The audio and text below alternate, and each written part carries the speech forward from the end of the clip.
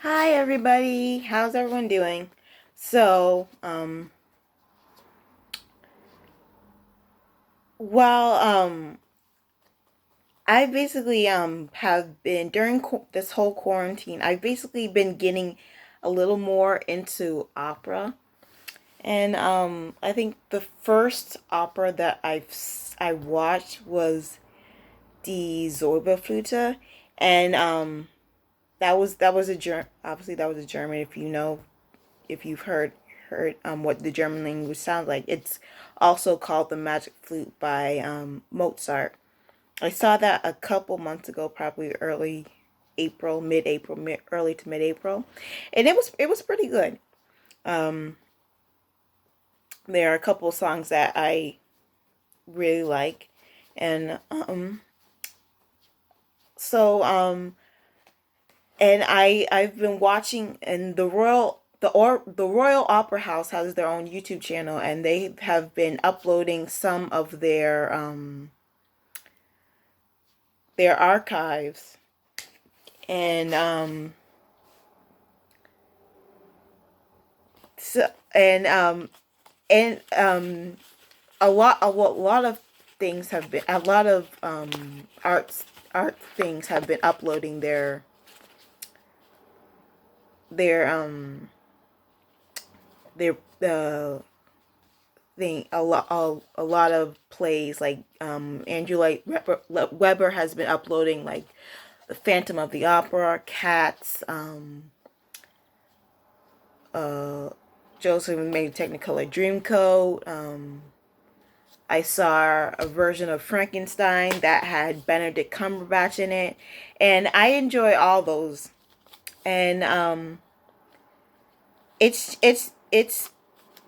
really making me appreciate opera more and the ballet more. The Royal Opera House has done a great job. Um, what what I came on here today is that they had a live stream today of a few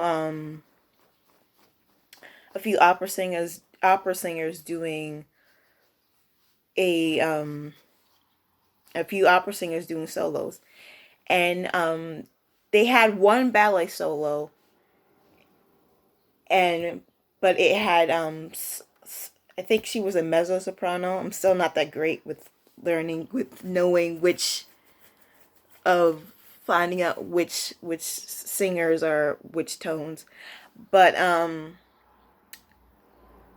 she was singing over the ballet solo, and then after the ballet solo, everyone there were only a few people in the opera house. There was singers and the pianist, um and the other host and the choreographer, and they all took a knee.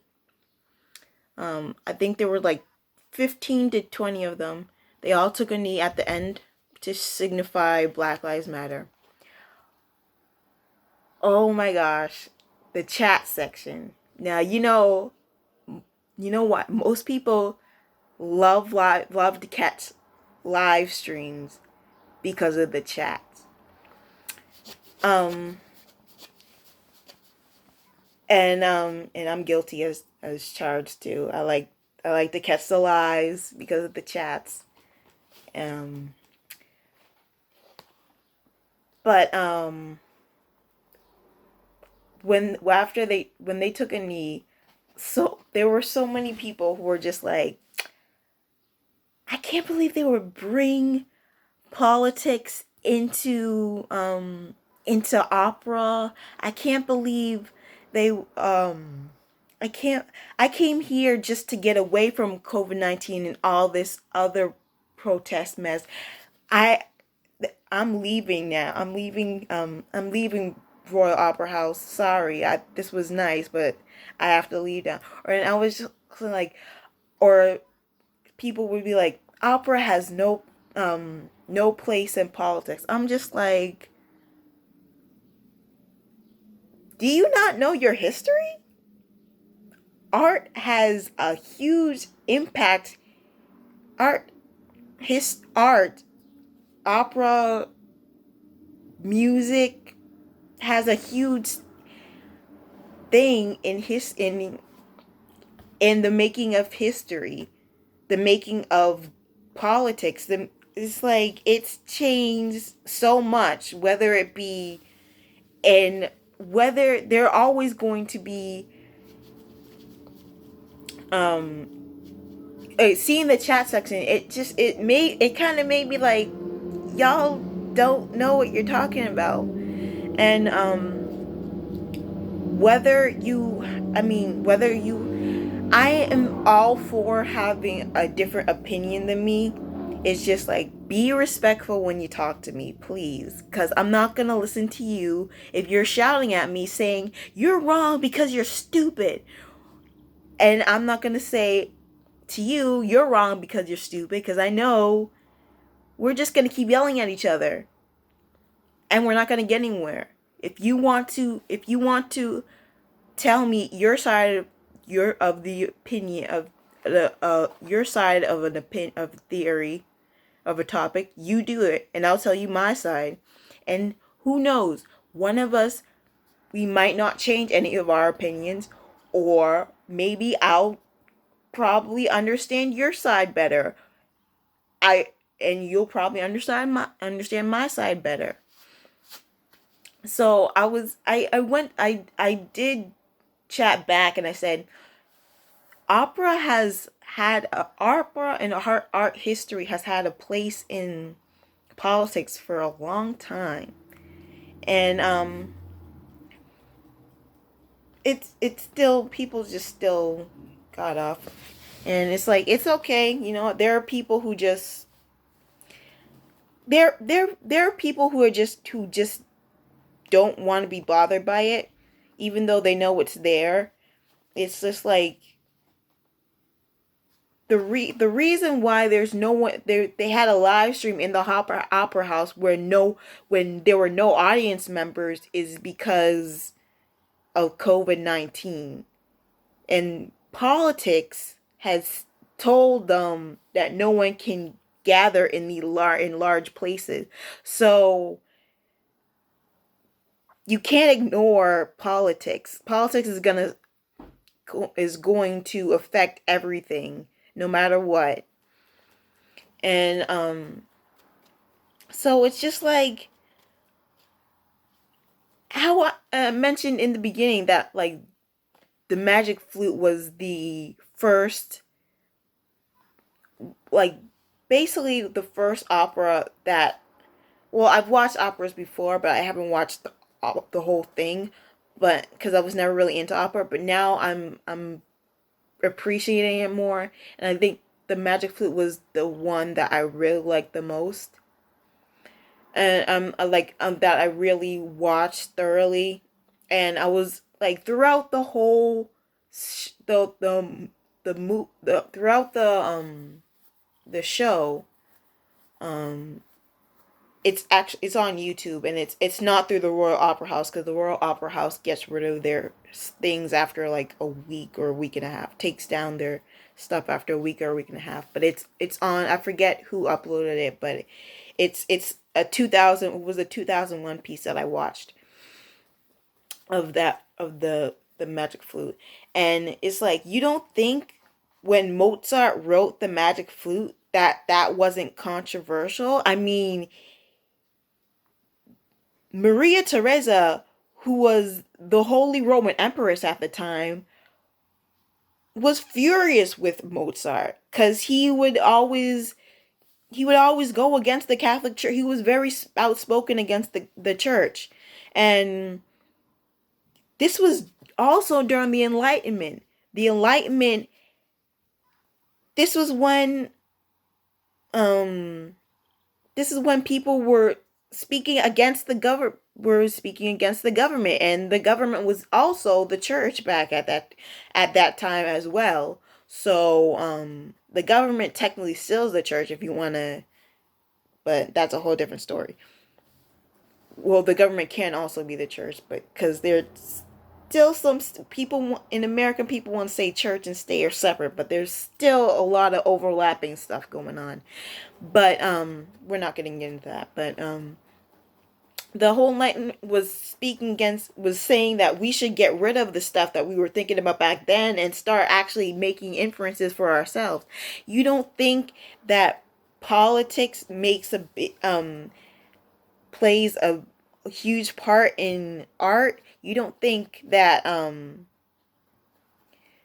you don't, it's like it doesn't make any sense. Like art is always going to be a different interpretation to someone. And the reason why nowadays we see art that wasn't appreciated in its time is because it went against the grains of the society or the status quo back then. And now we see it as, wow, that actually made a difference in society. And I don't think a lot of people, and I don't know why a lot of people don't know that. And it's it's kind of perplexing to me. Maybe I'm just seeing this because maybe I'm seeing this as like a historian, but it's throughout the ages people have been writing stuff, people have been rapping stuff, people have been saying stuff. It's just like, you think when Ice-T was making music, he was talking about the police like, I love the police, they're my best friends, we have picnics together every time. No, he was saying F the police. You know why he was saying F the police? It's because he said, because they're pulling me over for my brown skin. But y'all still bought his albums because you thought he was cool. But those are some real problems that are still going on today. It's just like, you can't say one thing and then when it happened and it happens again, you're just like, oh, who cares? It's just like, oh, that shouldn't be affected by this. It's just, it doesn't make any sense to me. And it's like, this is why one of the reasons why I want to be a historian. This is one of the reasons why I learning stuff. This is one of the reasons why learning stuff. I just love learning in general, because there's so much stuff that has never been uncovered, and people just want to tell history the way they want to tell history. This is one of the reasons why throughout my whole entire public school year, I was basically being taught the same thing every year from middle school to high school, with probably a little something sprinkled on it to make me think that something's different. But it was basically the whole entire thing. So when I got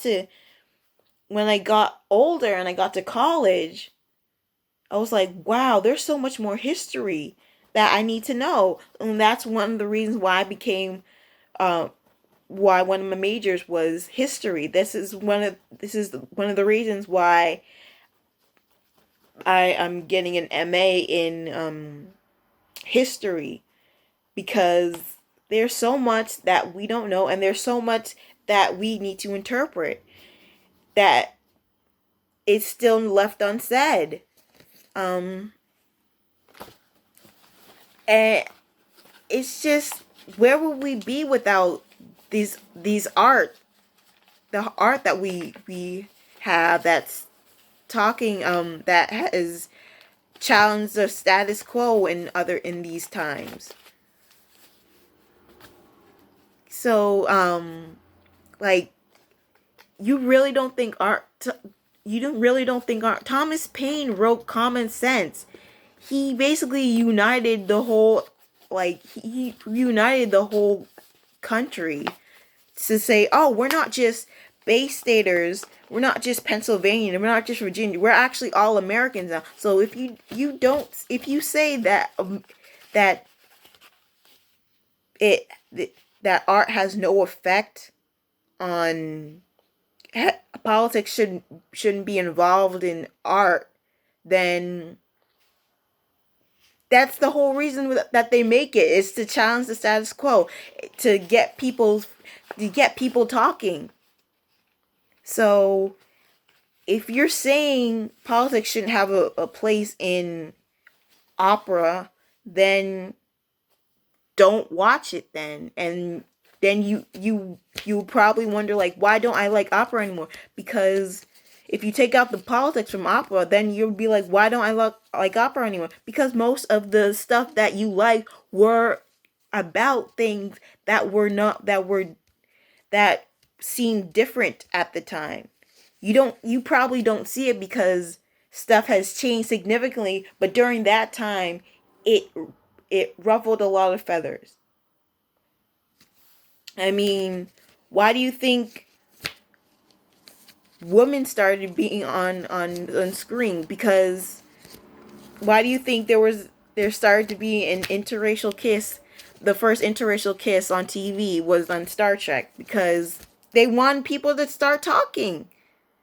They want people to be like, maybe it's kind of stupid that we have black and white people working together, but they can't intermingle with each other. Not just in a sexual or dating fashion, but they can't. They're not allowed to touch each. They're not allowed to touch each other just because of someone. It's challenging the status quo. So if you read a book or look at a painting from the 18th century, 17th century, you gotta realize, you gotta think, what was the society like back then? And if I was still in this society, would I say no to this painting because of the status quo, what I'm supposed to be following? This is very different. And that's all basically I wanted to say today. Peace. Bye.